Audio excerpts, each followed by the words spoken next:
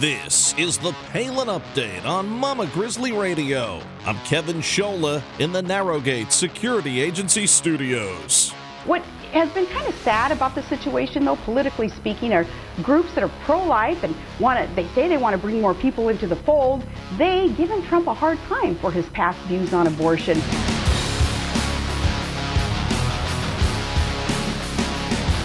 The fight for life is an ongoing effort, the most noble of efforts. Sarah Palin is a champion for life. Our guest today, Victoria Price of Save the Storks, is a fighter for the unborn as well. Today, we will hear about the latest in the pro-life movement and discuss Donald Trump's pro-life position. Our friend Victoria Price is coming up. Trump rolls to victory in several more states. Governor Palin offers her thoughts on a huge Trump endorsement. A soda pop toast with the Gov. Palin heads to Florida to campaign on the Trump train, saying goodbye to Nancy Reagan. A brand new installment of Liberty and Legacy with Tamara Colbert is on the way from Texas. And just ahead, our latest edition of Steel Resolve with Sarah Steelman in Missouri. Welcome to the Palin Update on Mama Grizzly Radio. The Palin Update is sponsored by Narrowgate Security Agency. Learn more at narrowgate.com. Today's guest is an unbelievable person, a wonderful Christ follower, and Mama Grizzly. She stands up for life each and every day, and it's always a pleasure to have her here with us. She is an affiliate speaker with Save the Storks and a board director with High Desert Pregnancy Clinic. Victoria Price, welcome back to the Palin Update on Mama Grizzly Radio. How are you? Hi, Kevin. It's so great to be on the show again. I'm doing great. How are you? I am wonderful. It's always great to speak to you, and your fight for life, it's just unbelievable because you're there in the trenches each and every day dealing with people up close and personal and spreading that unbelievable message of life. And now, as your roles have increased and you have moved up in the ranks, so to speak, with the groups that you're involved with, Save the Storks and High Desert Pregnancy Clinic, you're able to reach more and more people. So let's update people a little bit on what you're doing right now specifically and how that fight for life is going day in and day out. Oh, Kevin, thank you so much for having me tonight. It's always a pleasure and such an honor to be on your show. And thank you. I recently became an affiliate speaker with longtime friends, Save the Storks. As you know, I've had the opportunity to travel with them in our early years, as we were called Love Offensively, and they moved into a newer direction, building life-saving mobile units to help in the aid of saving lives by being first responders at the abortion clinics. And that being said, yeah, it's an amazing new endeavor for me in the sense that I now get to formally speak at churches and different events representing them, this vision, and something that for a long time has been a part of my heart, my goal, and vision and dreams. And yeah, great things are coming to pass, and along with the High Desert Pregnancy Clinic, I'm now a board member, and that's an honor.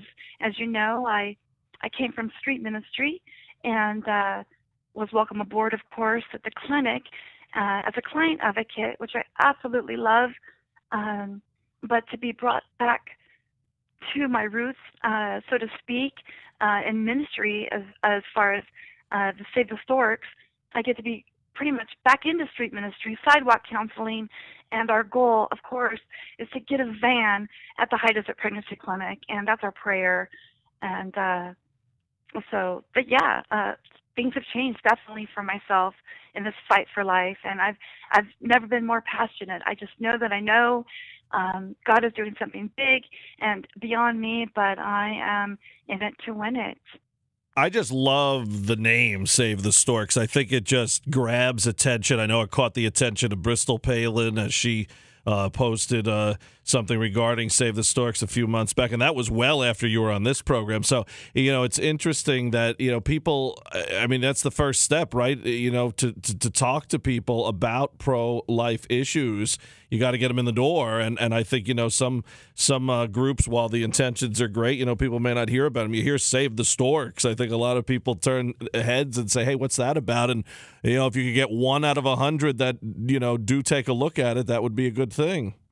Oh, Evan, yes, and just the fact that Bruce Palin is aware and tweeting and in the know of how amazing the Save the Storks vision is again, huge. It's beyond my wildest dreams. And, our mission, of course, is to empower abortion-minded moms all over America to choose life. And we are accomplishing this by partnering with local pregnancy clinics like the High Desert Pregnancy Center. And the goal, of course, is to own and operate our own vehicle and take this vehicle into the communities, like I've said, and be outside of those abortion clinics, first responders to reach women who feel that they only have one choice, and that's just not the case. And again, that is our goal, is to be first responders and bring these women on board. And let me tell you, Kevin, 4 out of 5 women that board these vans choose life, and I'll go beyond that. Once they choose life, we don't leave them there. We encourage them. We give them information regarding their pro-life clinics that are available to them with the resources needed to continue on a healthy lifestyle. And exactly what we do at the High Desert Pregnancy Clinic. We have the Earn While You Learn program. And again, the Save the Storks vision is to empower and bring these women into discipleship right back to the clinics. And there is no better tool. And it's exciting to be a part of. And I want to encourage folks to check out SaveTheStorks.com along with our local clinic, the High Desert Pregnancy Clinic.com, and see what we're all about. And we do ask for your help. They say that it costs $350 a year to save a stork, and that's by partnering with us to help us get a van not only here in our own community, but in America. During this presidential campaign, plenty of issues coming up, and Donald Trump, the frontrunner on the Republican side, endorsed by Governor Palin, endorsed by this radio network. No one gets more pro-life than Governor Palin or this radio network, but for some reason, and we know why, it's politics, Trump, lots have tried to go after him on his stance, questioning his conservatism, questioning his Christianity, and I don't know how more unchristian you could get by trying to question someone else's heart, but when you go under the layers of that and you look, item by item and issue by issue, the abortion issue is one where Donald Trump has been attacked. Trump was pro-choice for years. He has changed that, and he is now pro-life. He has been very outspoken about that, and people are trying to question him on that. I want to ask someone like you, who, again, is in this fight every day. It is your issue. You are out there fighting for life, fighting for the unborn. When someone like a Donald Trump in such a high-profile position says he has changed, says he has evolved, says he has witnessed personal things that have now made him pro-life, wouldn't that be a good thing to have someone who wasn't pro-life to now be pro-life? But then you have these folks who say, well, I was pro-life before him, actually bashing him for that. I just can't, wrap the logic around this one. Alveda King, for one, who's been on this program, she has had abortions. She is now a fighter for pro-life. Others who have either had abortions or who have witnessed someone going through that situation, now pro-life, sometimes they are the most powerful fighters. So the fact that someone like Donald Trump, whether you're voting for him or not, whether you're endorsing him or not, or for him or not, just that he is a major figure in this political race going on right now, isn't that a good thing that he switched?